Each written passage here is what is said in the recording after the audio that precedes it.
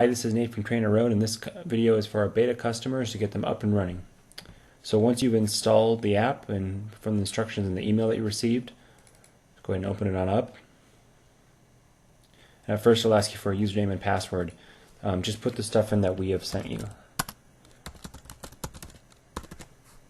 If you have problems with your password or creating an account, just contact us directly at support@trainerroad.com and we'll help you out.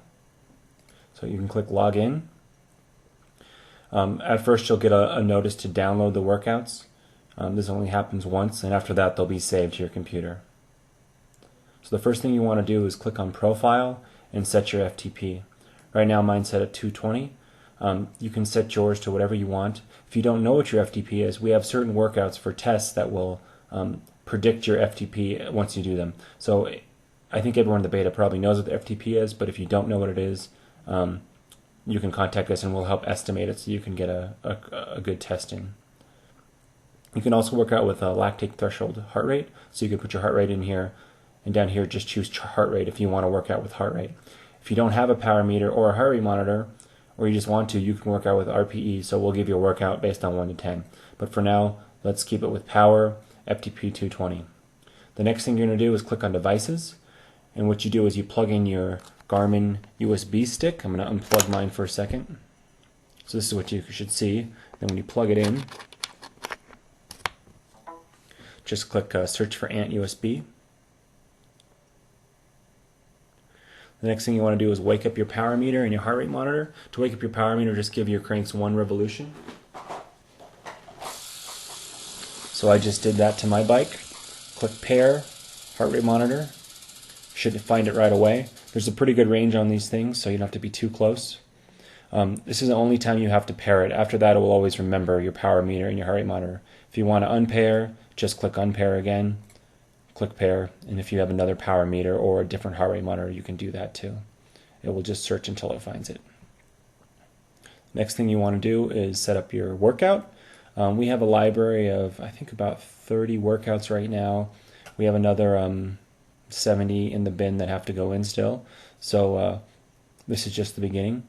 All of our workouts have TSS and intensity factor on them. Now this is if you did the workout perfectly with your FTP, you would gain 107 TSS with an intensity factor of 84.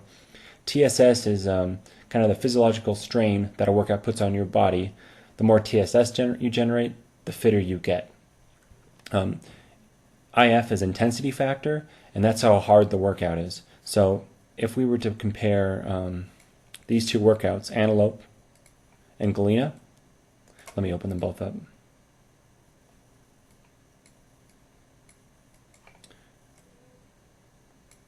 So here's Antelope and here's Galena.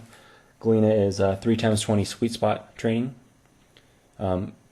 which is a great workout, by the way. And Antelope is some shorter 5-10 minute intervals. The TSS for this is 96. Galena is 107. So Galena is you'll get more fitness out of it, and also it's the harder workout with a 0.84 intensity factor. With Antelope is 80. We have some shorter workouts up top for those of you who are time crunched. Harris, this one's super hard. It's kind of like a crit, just real short sprint intervals, and they get harder and harder and harder and harder as you go along. Half dome, that's another good one with some 30 seconds on, 30 seconds off, 60 seconds on, 30 seconds off. Again, just increasingly getting harder. Rattlesnake, that's another fun one, just it builds up. Another one of my favorites is Wheeler. This one's kind of like a crit also. You get a break, kind of a sprint and then a break, sprint and a break, sprint and a break, sprint and a break. So let's get started with Steamboat. We recorded a video earlier of Reed doing this workout, which is one of the... I lied, Reed's actually doing Cartwright and not Steamboat, but he's got his computer set up with his USB key. He's working out from his bike. There's some instructional text on the screen, and on the lower left hand side you can see that there's the power output in yellow and the heart rate is starting to build. It draws a graph dynamically as you work out. In the upper left hand corner we have the current power and the target power. The current power is how much power you're putting out with your power meter, and the target power is how much you have to put out for that interval. That changes throughout the workout. If you go too hard, it goes red, and if you go too soft, it goes red. So all I have to do is keep that line green the whole time. The next thing is the interval time.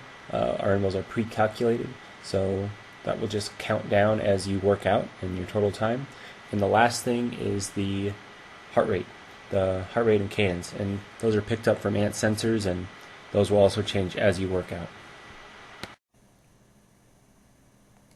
So once you're done with the workout, you can click on the career section and click on the actual workout, and we record all your data every second, and as soon as you do your workout, it's saved to our website.